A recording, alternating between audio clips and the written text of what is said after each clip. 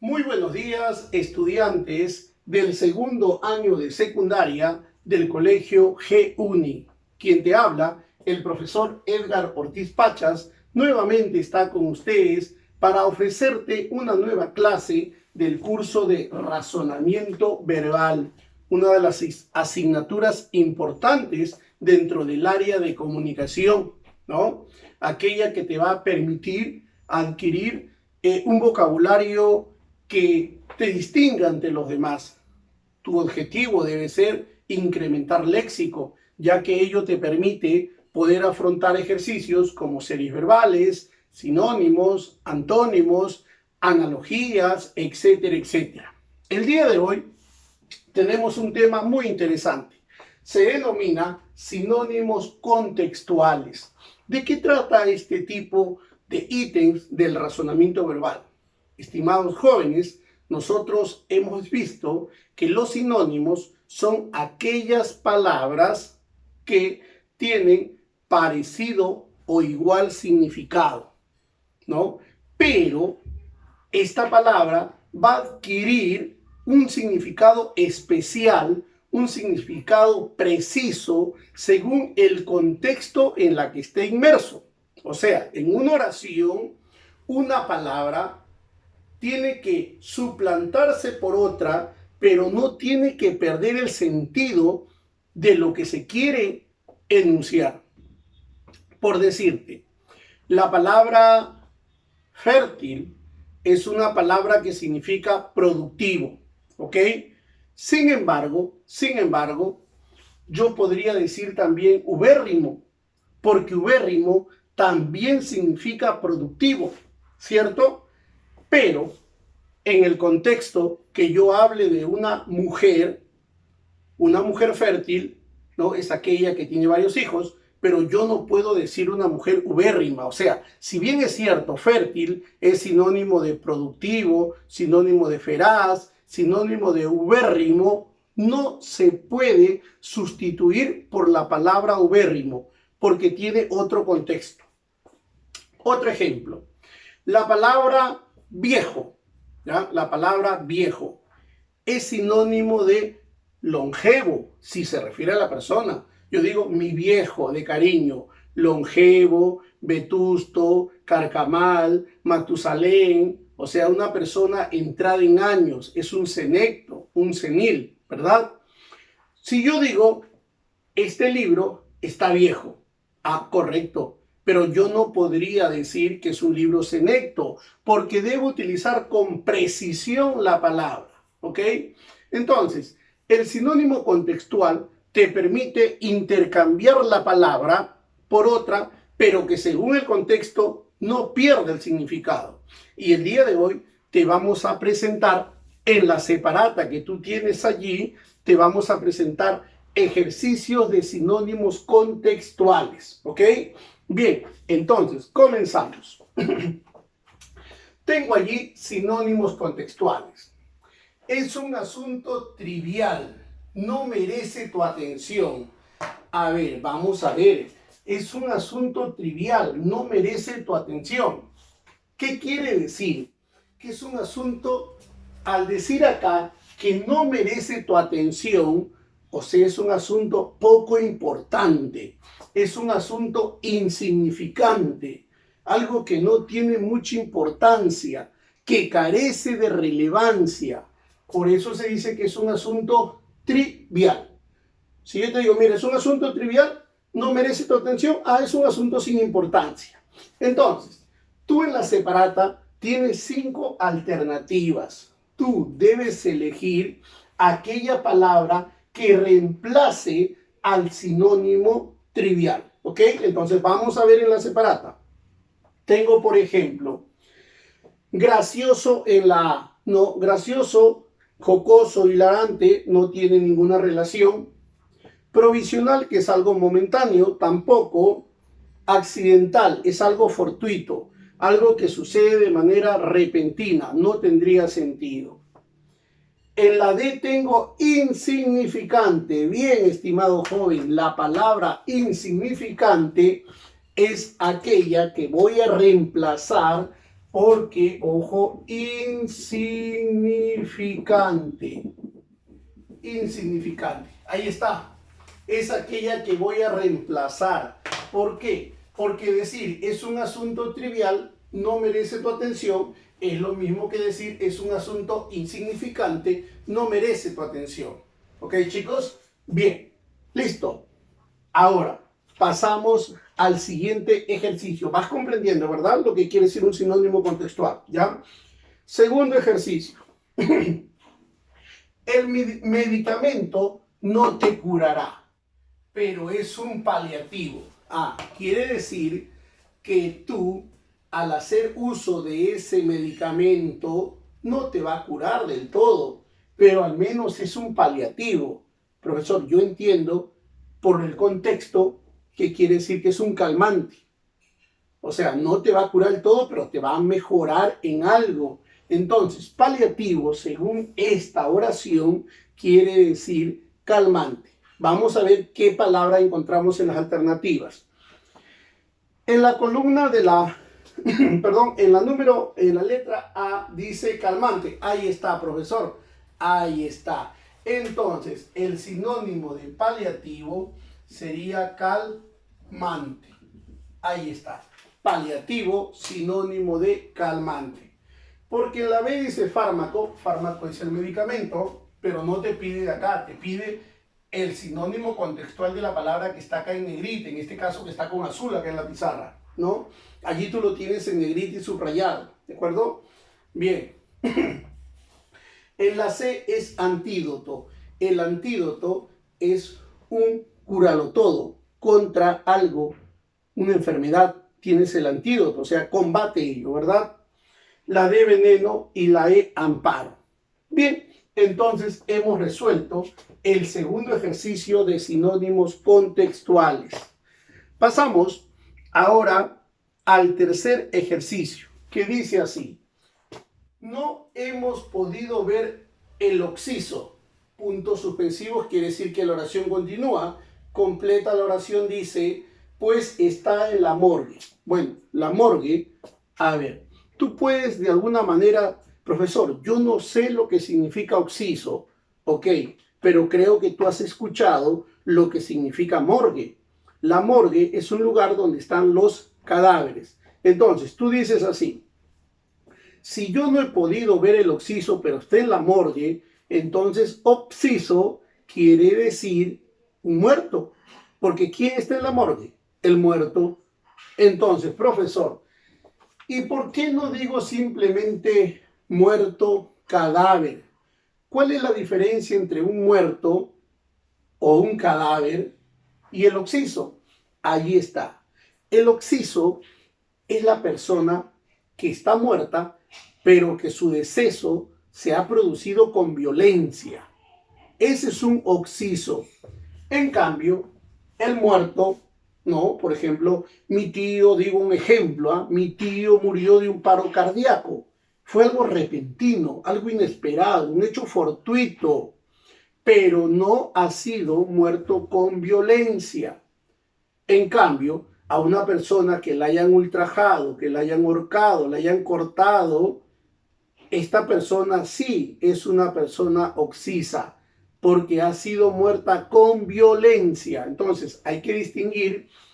Dicen, no hemos podido ver el occiso, pero está en la morgue. Profesor, occiso, entonces acá es un muerto, es un cadáver. Vamos a ver qué palabra tenemos. En la A dice enfermo. Bueno, el enfermo no está en la morgue. La B dice vejestorio. Vejestorio es algo despectivo por referirse a algo viejo. Puedo decir a una persona, oye, ese vejestorio, de una manera humillante, despreciativa. La palabra cadáver. Profesor, acá está la palabra cadáver. Entonces, el occiso es sinónimo de la palabra cadáver. ¿No? Cadáver. Porque es la que se asemeja. Claro está que si nosotros queremos utilizar ya la precisión léxica, ya sabemos que el occiso es la persona que ha sido muerto con violencia. Continuamos. En la D dice vestigio. ¿Qué es un vestigio? Es un hallazgo. El vestigio es un hallazgo de restos, algo que hemos encontrado. En la E dice paciente. Bueno, es conocimiento de ustedes lo que es un paciente, la persona que va a ser atendida, ¿ok? Listo. Pasamos a la número 4, el siguiente ejercicio, y dice así: el cirujano cometió un garrafal error, por ello será sancionado. Profesor, yo no conozco el significado de la palabra garrafal, pero según el contexto, tú te puedes dar cuenta lo siguiente. El cirujano. ¿Quién es el cirujano? Es un médico que realiza las operaciones quirúrgicas, ¿no? Esa es su especialidad. Así como hay gastroenterólogos, oftalmólogos, hay cirujanos que se encargan de hacer las operaciones. Dice que este cirujano ha cometido un garrafal error. Bueno, del punto ya que está error, quiere decir que se equivocó, pero al costado está la palabra garrafal y tú quieres saber qué significa garrafal. Por eso será sancionado. ¿Por qué lo van a sancionar?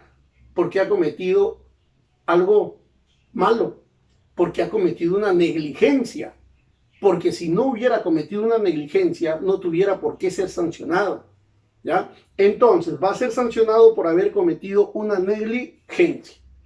Pero dice un error garrafal, o sea, ha sido un error muy grueso, un error muy grande, ¿no? ¿Qué ha pasado? No lo sabemos. Vamos a ver qué alternativa puede reemplazar a la palabra garrafal.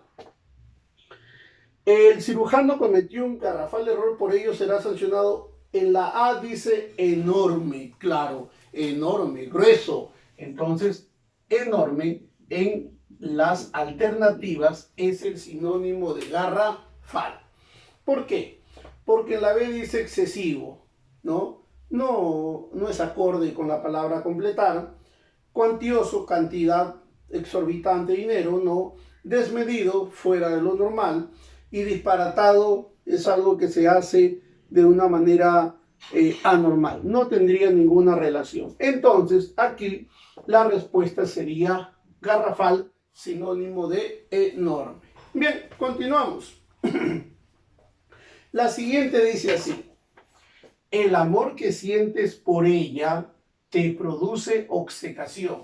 A ver, profesor, ¿qué más sigue? Te produce obcecación. Por eso es importante leer todo el contexto. Cuidado, cuando tú tengas un ejercicio de sinónimo contextual, no es porque tú encuentres aquí la palabra y ya dices, ya sé el sinónimo. No, no, no. Tienes que leer todo el contexto, porque recuerda que su significado se va a dar, pero según el contexto en el cual se encuentre. O sea, no te apresures. Primero termina de leer la oración. Tú la tienes en la separata, ¿ya? Produce obcecación y te impide ver sus defectos. Repetimos, el amor que sientes por ella te produce obcecación y te impide ver sus defectos. ¿Qué quiere decir? Tú estás tan enamorado de una señorita, pero que es tan grande el amor que sientes por ella, que estás obcecado. O sea, tú estás enceguecido, estás fuera de sí, estás obnubilado. Tal es así que tú no ves su defecto de ella. Todo lo que hay en ella te parece perfecto. Eso es amor, ¿no? Amor enceguecido. Por eso es que tú estás, dice, te produce obcecación. O sea, estás de alguna manera fuera de sí. Estás obnubilado, obcecado. Vamos a ver qué palabras tengo aquí que pueda reemplazar. Dice, a dolor. Bueno, porque tú la amas, ¿te produce dolor? No, profesor, no tiene sentido. B, regocijo. ¿Qué tiene que ver el regocijo, la alegría, con que tú no veas sus defectos? No tendría razón. C, obnubilación. Ah, esa, profesor. Hace un momento usted habló de la palabra obnubilación. La obnubilación es como que tú estás así, ¿no? Alguna manera estás como enceguecido por ella, por ese amor, por ese afecto que tú sientes. Tal es así que no te da lugar a ver sus defectos. Por más que los demás que te circunden te digan, mira, esta chica tiene estos defectos, tú no lo vas a ver porque tú estás embobado, ¿no? Estás obcecado, estás fuera de la realidad, ¿ok? Bien, por lo tanto, el sinónimo sería obnubilación. En la de disipación no tiene nada que ver y desconcierto tampoco. Bien, pasamos al siguiente ejercicio. Bastó que leyera el introito del libro para que decida comprarlo. Ya está. Una persona se va a una librería y comienza a leer el introito. Profesor, el introito, yo no conozco esa palabra. Continúa leyendo y vas a ver. Y bastó eso para comprarlo, dice la oración. A ver, imagínate, tú tienes un libro, coges un libro, miras la portada, miras el título y lo abres. ¿Qué es lo primero que vas a encontrar? El prólogo, el proemio, el prefacio, el exordio, la introducción, el preámbulo. ¿Sí o no? Es lo primero que tú vas a encontrar. Entonces, tú lees el proemio, la presentación o el prólogo, como se le conoce comúnmente, lees el prólogo, que es la presentación de todo el libro, y tú dices, ah, este libro me interesa, yo lo voy a comprar. Entonces, bastó que leyera el introito. ¿Introito de qué viene? De introducción. ¿Introducción de un libro cuál es? Este es el prólogo. Entonces, ya profesor, una persona fue, cogió un libro, leyó la introducción y dice, este libro me encanta. ¿Sí o no? Porque es la presentación de todo el libro. Bien, estimado alumno. Bien, entonces tú sabes, has hasta el momento adquirido, ¿no?, un bagaje lexical nuevo. Introito es sinónimo de introducción. Vamos a ver acá. El A dice resumen. No, no es resumen. Prólogo. Ahí está. Esa es la palabra. Prólogo. Entonces, el prólogo viene a ser la introducción. Ahí está, prólogo. En la C dice epílogo. El epílogo es la parte final de un libro, ¿ok? No tendría nada que ver porque está al final, ¿ya? Fragmento, bueno, lo que nosotros conocemos, ¿no? Un extracto de un texto. Colofón, la parte final, sinónimo de epílogo. Entonces, epílogo es sinónimo de colofón. Anda practicando. Epílogo, sinónimo de colofón. Bien, paso al siguiente ejercicio. El ponente dilucidó todas las dudas. Ah, yo soy el ponente y voy a dilucidar todas las dudas. O sea, con lo que yo estoy explicando, de repente en ustedes voy a despejar las dudas. Ah, profesor, entonces dilucidar quiere decir, según el contexto, aclarar, disipar, esclarecer, ¿no? Vamos a seguir. ¿Qué más sigue? Todas las dudas de los asistentes. Por ello el público se mostró complacido. Bien, se mostró complacido, ¿ok? El público. Vamos a ver. El ponente dilucidó. Dilucidó. Vamos a ver. En la A dice desarrolló. Pero con desarrollar no necesariamente te aclara la duda. En cambio, en la B, en la alternativa B, dice aclaró. Aclaró. Ahí está. El ponente aclaró todas las dudas de los asistentes. Entonces, el sinónimo contextual de dilucidar es aclarar. ¿Ok, chicos? Aclarar. Bien. Luego, tengo en la número 8, que tenemos acá, la oración dice, eres un gandul, todo el día te la pasas durmiendo. Allá, eres un gandul, o sea, esta persona se la pasa solo durmiendo. Si se la pasa solo durmiendo, quiere decir que si tiene un trabajo no lo cumple. Y si tiene una asignación, una tarea en casa, tampoco la realiza. Entonces, ¿qué quiere decir gandul? ¿Quién es el que duerme siempre y que no hace sus quehaceres? un negligente, un descuidado, un perezoso, y dice que es un gandul. Profesor, entonces un gandul es un holgazán, es un desidioso, es un negligente, un descuidado. Vamos a ver qué palabras nosotros vamos a encontrar en las alternativas.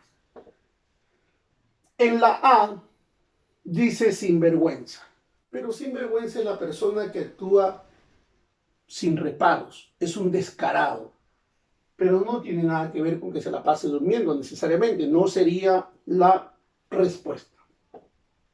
Enfermizo tampoco, achacoso tampoco. El achacoso es la persona que sufre de achaques. En algunos casos podría ser por la edad. Una persona senecta, por la misma edad, sufre de muchas enfermedades, muchas dolencias, muchos achaques.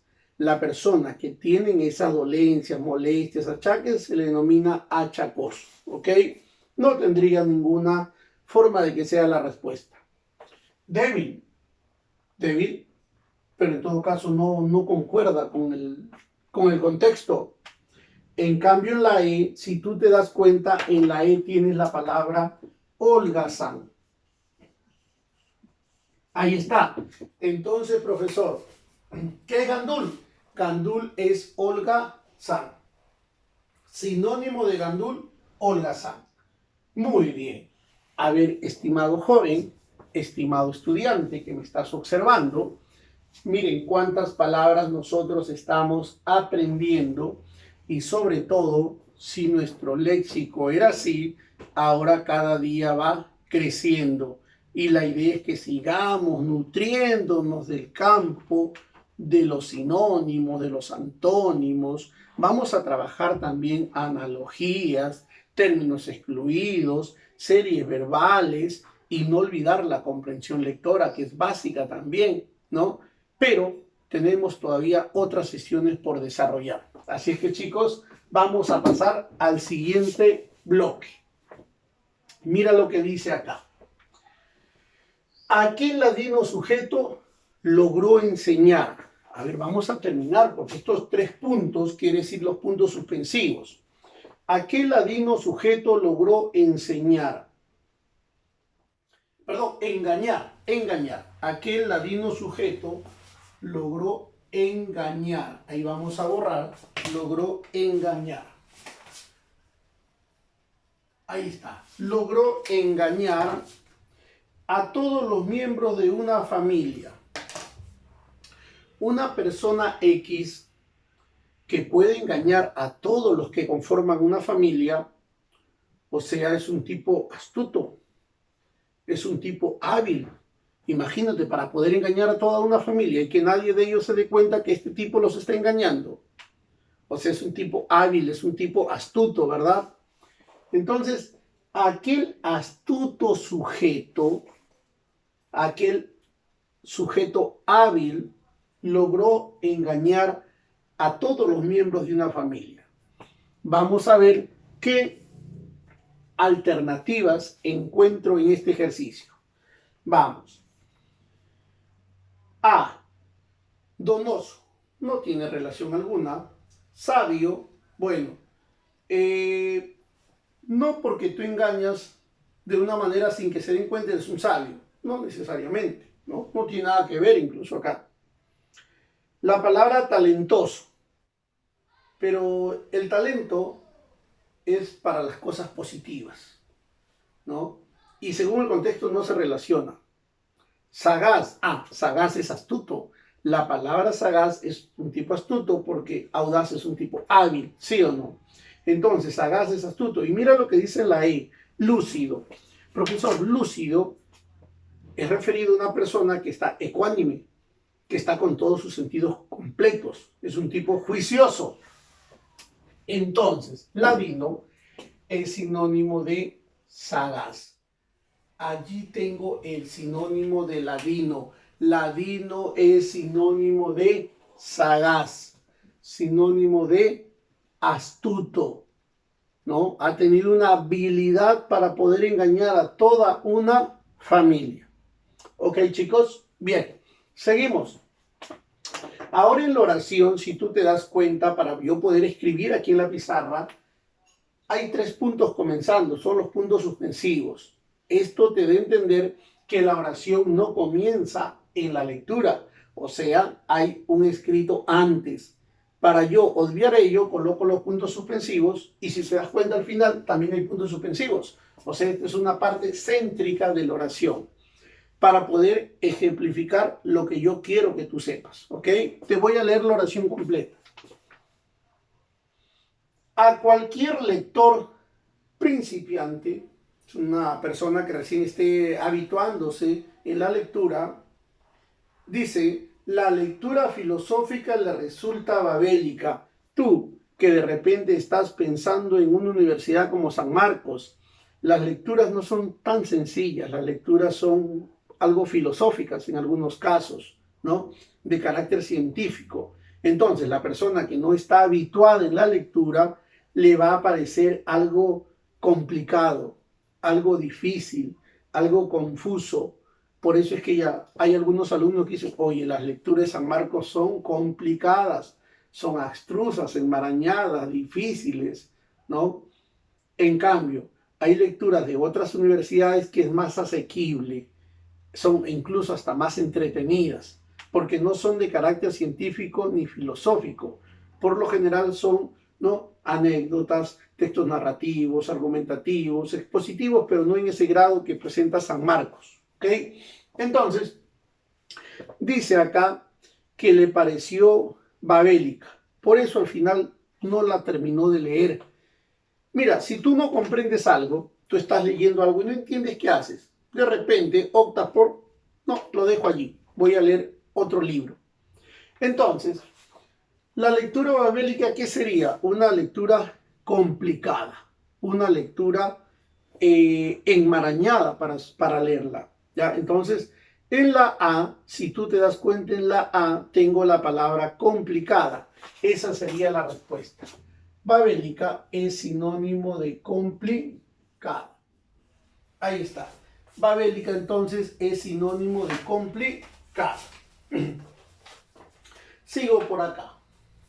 Ahora, la siguiente oración dice, lo que me resultó un tanto jocosa era su postura al quedarse dormido. A ver, te explico. ¿Qué quiere decir eso? A mí me pareció jocosa, o sea, me pareció divertida. ¿Qué me ha parecido divertida? Su postura al quedarse dormido. O sea, de repente, cómo se durmió una persona, ¿no? La forma como se ha dormido te causa risa.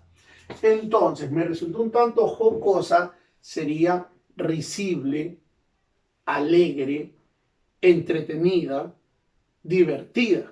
Vamos a ver qué palabras tenemos acá en el contexto. A, imperdonable. No, profesor, no tiene relación.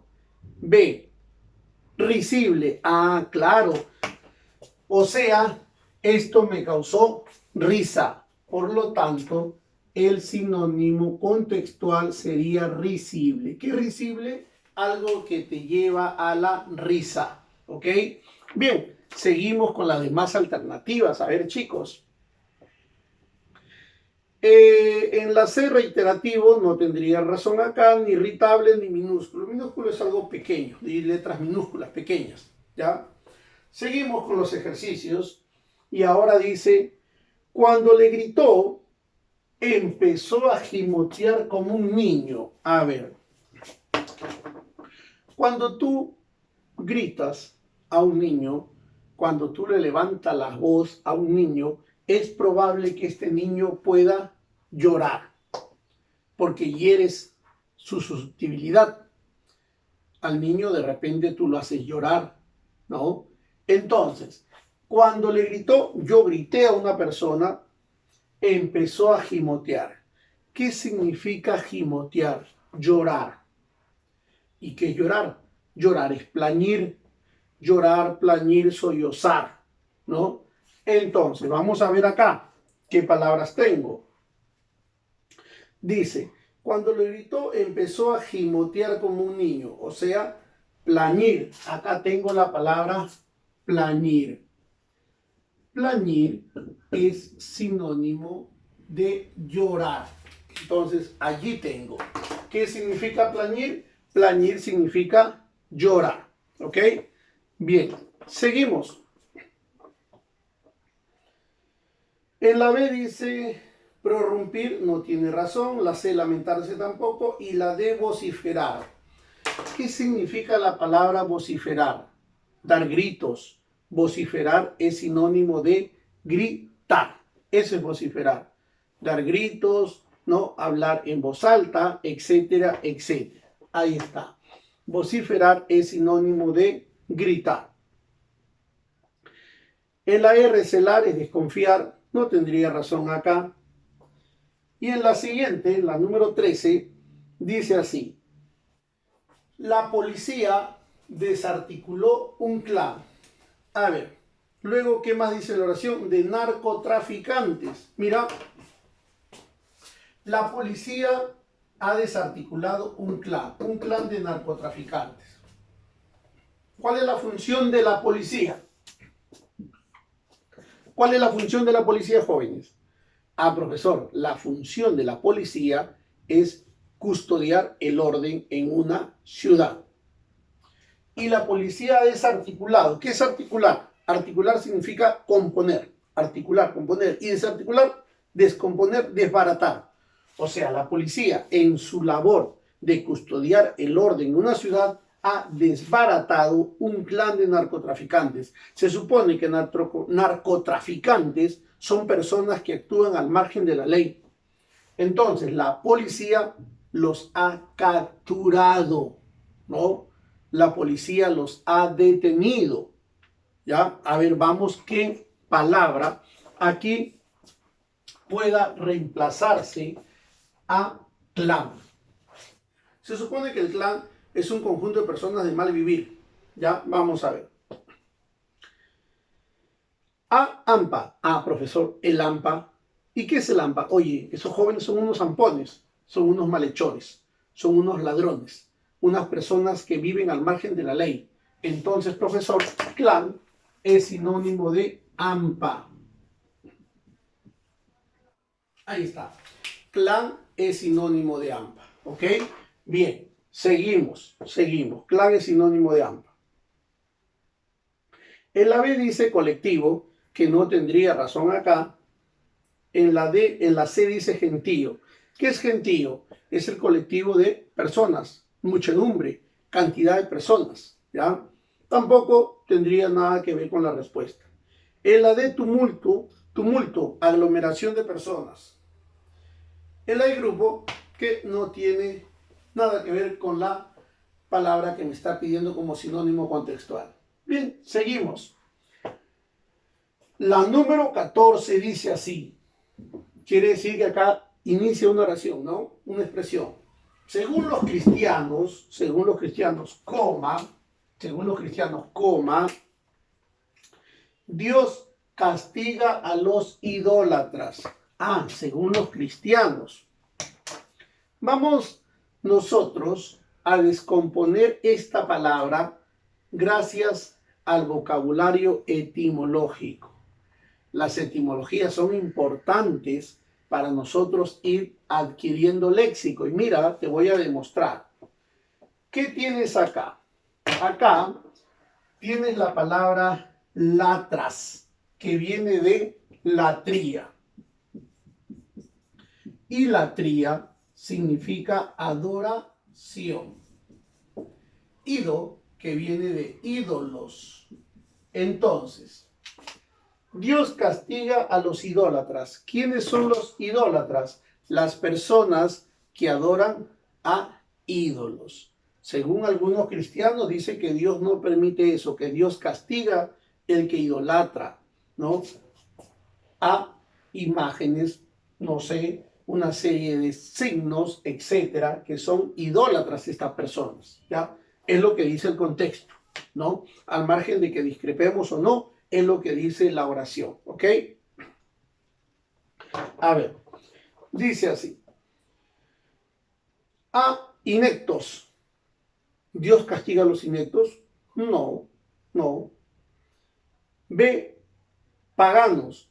Eso sí, los paganos son las personas que creen en dioses falsos.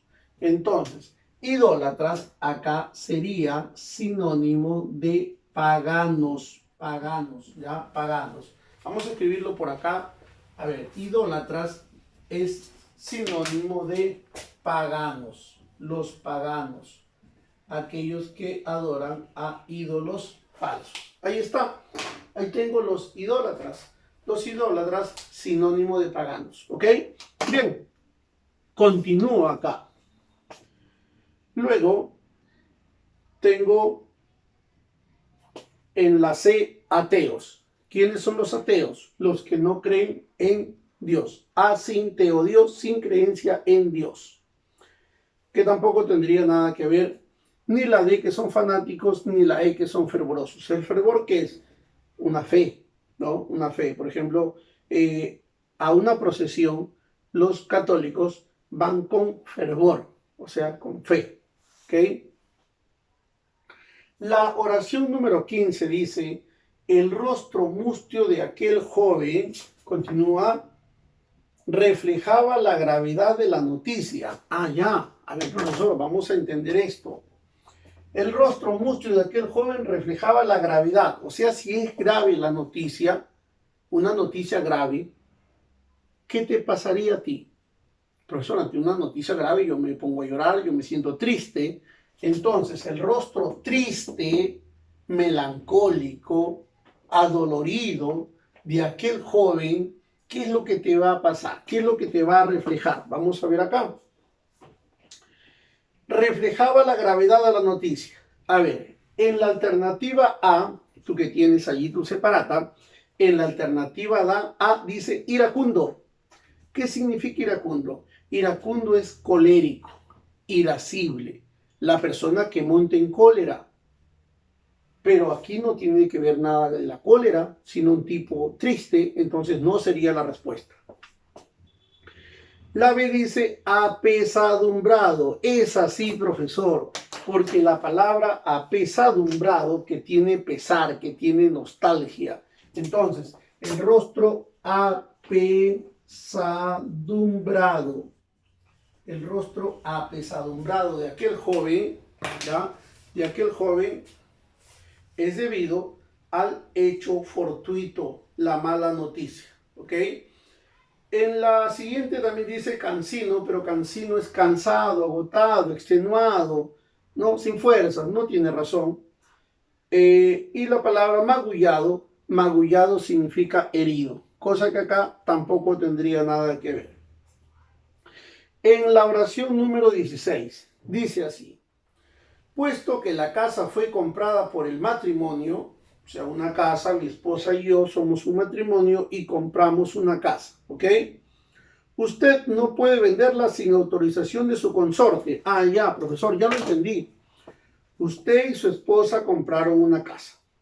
Como nosotros hemos contraído nupcias ante la ley, esa casa nos corresponde a ambos.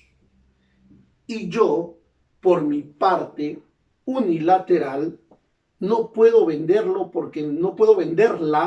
porque necesito el consentimiento y la firma y la autorización y la licencia de mi esposa. Ambos debemos estar de acuerdo para que esa casa pueda venderse. Entonces, ¿qué significa consorte, profesor? Consorte significa esposa. Esposa o esposo, ¿no? Esposo o esposa. Vamos a ver qué alternativa hay aquí. Cónyuge. Profesor, un cónyuge es lo mismo que decir esposo o esposa. Entonces, esposo, o puedo decir por acá la palabra cónyuge. Por si acaso, chicos, tú que me estás mirando, la palabra no es cónyuge, no, es cónyuge, G, o sea, no tiene U. Si tuviera U sería G, pero no es G, es G, cónyuge, ¿ok? Listo. Seguimos. En la B dice adecto, no podría ser porque adecto es el seguidor, ¿ya? De una doctrina, un partidario. En la D dice coetáneo. ¿Quiénes son los coetáneos? Los coetáneos agrupan a personas que oscilan dentro de la misma edad. Coetáneos, contemporáneos, ¿ya? Bien. Y luego tengo acá deudo. Un deudo, por ejemplo, una persona muere, ¿a quién le das el pésame? A los deudos, a los parientes. Deudo es sinónimo de pariente. Luego tengo acá, estimado joven, ¿no? En el ejercicio dice, el ayudante de cátedra dio una somera.